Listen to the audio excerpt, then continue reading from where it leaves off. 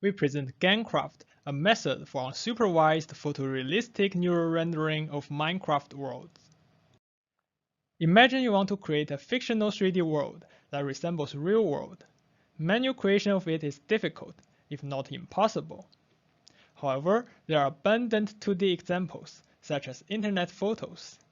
GANcraft learns from these data and applies them to assisting the human creator to create their imaginary world. With GANcraft, the creator can now build their world easily in a Minecraft-style environment and let GANcraft fill in the detail. We call this type of problem world-to-world translation problem. It extends the 2D image-to-image translation problem to 3D. Instead of converting a single image, it produces a 3D world that can be rendered from arbitrary viewpoints consistently. Particularly, GANcraft converts semantically labeled voxel world to a photorealistic world without paired supervision using only widely available data. So now let's quickly look at some results.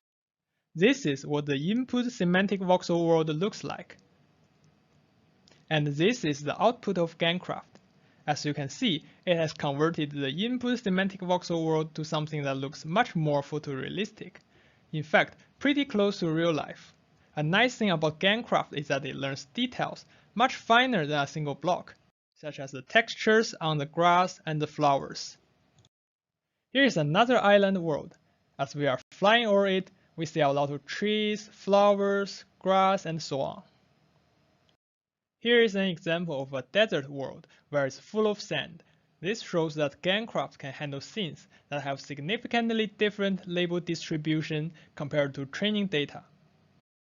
Here is another example where the world is completely covered by snow.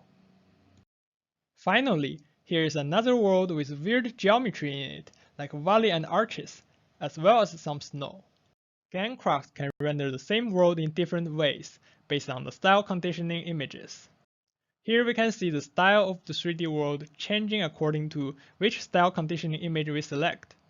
Let's look at it again. Things go from morning to sunset, and the sky also changes between cloudy and clear. Now let's see how GANcraft stack up against different baselines. The first baseline we consider is munit, which is an image-to-image translation method, and it learns translation in an unsupervised manner, just like GANcraft. We directly feed the segmentation mask from the voxel world to the model to produce the output image. However, since it has no knowledge of the correspondence across different views, the video flickers a lot. Also, there's a mismatch between the input segmentation mask and the output image due to unsupervised training and label distribution mismatch between the input and output domain. The second baseline we consider is spade. This is a supervised image-to-image translation method, but the result is still not view consistent due to the lack of 3D knowledge. The third baseline we consider is world consistent vid-to-vid. This is a view consistent method, but as you can see in the video, the image quality deteriorates with time due to incremental inpainting. Further, this method does not refine the blocky input geometry, leading to pronounced blocky artifact in the video. Finally, we create a very powerful baseline made by combining two recent works, Nerf in the Wild and Neurosparse Voxel Field, together with one key contribution of GANcraft, which is pseudo-ground truth. This is a view-consistent method, but the output it produces are rather dull, with over-smooth textures. This is due to the lack of GAN loss and the use of a single-stage rendering method instead of two stages. As a comparison, here is a result from GANcraft. As you can see, it produces view-consistent result and vivid colors, which is much better than baselines. It is also able to implicitly refine the blocky geometry, at the same time learning fine textures. Here are all the methods side by side, along with the result from another world. You can clearly see how realistic and consistent our method is.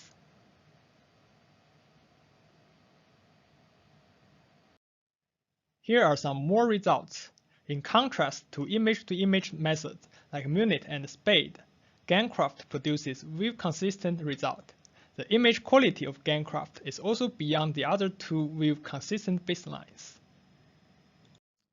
Now that we have seen how well GANcraft can perform, let's also look at some cases where it falls short. In some cases, some regions might look blocky due to the underlying input geometry. For example, here we see that even though the textures on the trees are correct, its overall shape still looks blocky. This is because although GANcraft allows implicit geometry refinement, it does not have a strong enough inductive bias towards learning smooth and thin geometry. And here are more failure cases where we see similar issues. Certain scene and style code combination might not work very well. Here are two examples where the scene is rather dark. We hope to overcome these issues in the future work. Now that we have seen the results, let's dive deep to see how GANcraft works. Our goal is to render a semantically labeled voxel world, such as the one used in Minecraft, to a realistically looking world. It would be an easy problem that can be solved by supervised training if there exists paired 3D data.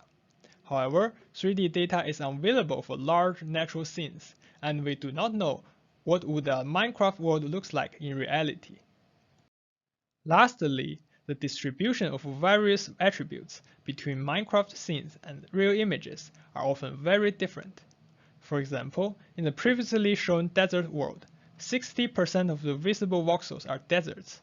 However, when we look at a large collection of internet images, deserts only account for about 5% of the pixels.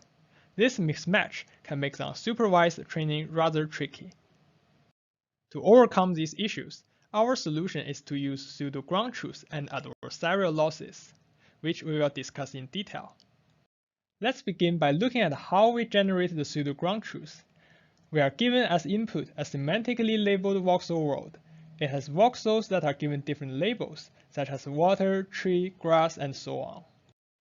We sample random camera locations, such as this and this. Next, we project the voxels to these views and obtain segmentation maps.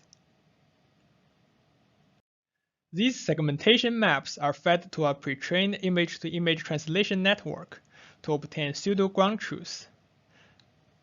The image-to-image translation network was trained on a large collection of real images and is able to convert these Minecraft segmentation maps to something that looks rather real. Here are some examples of segmentation maps and their corresponding pseudo-ground truths. Such pseudo-ground truths are not view consistent, but our method is designed to be robust to such noisy training data and still produces good-looking results. Pseudo-ground truth is a very important element in GANcraft. Here we compare the result from our method with and without pseudo-ground truth. As you can see, not using pseudo-ground truth, that is, training with adversarial loss only, lead to very chaotic results. Now that we have seen how to generate pseudo-ground truth, let's take a look at how we parameterize the 3D world and how we train it. We sample a camera, cast rays, and project the voxel to the camera to obtain a segmentation map.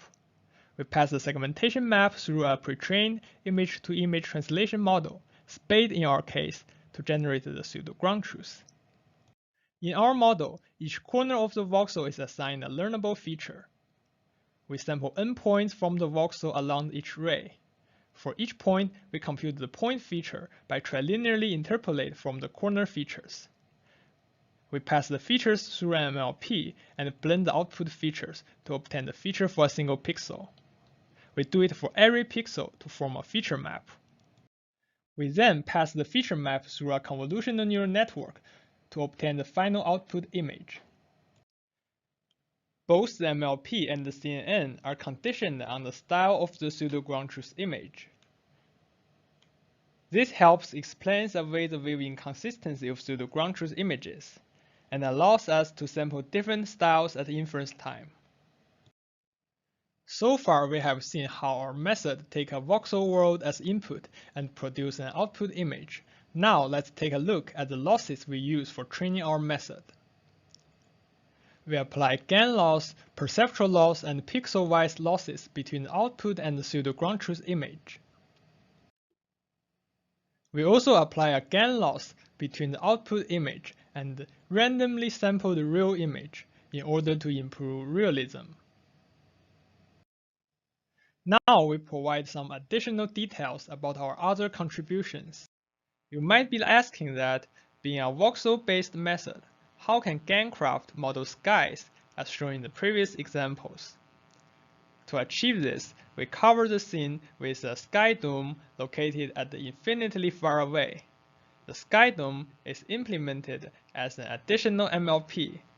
Given the ray direction, it produces a feature vector that is then blended with feature from other sampled points on the ray.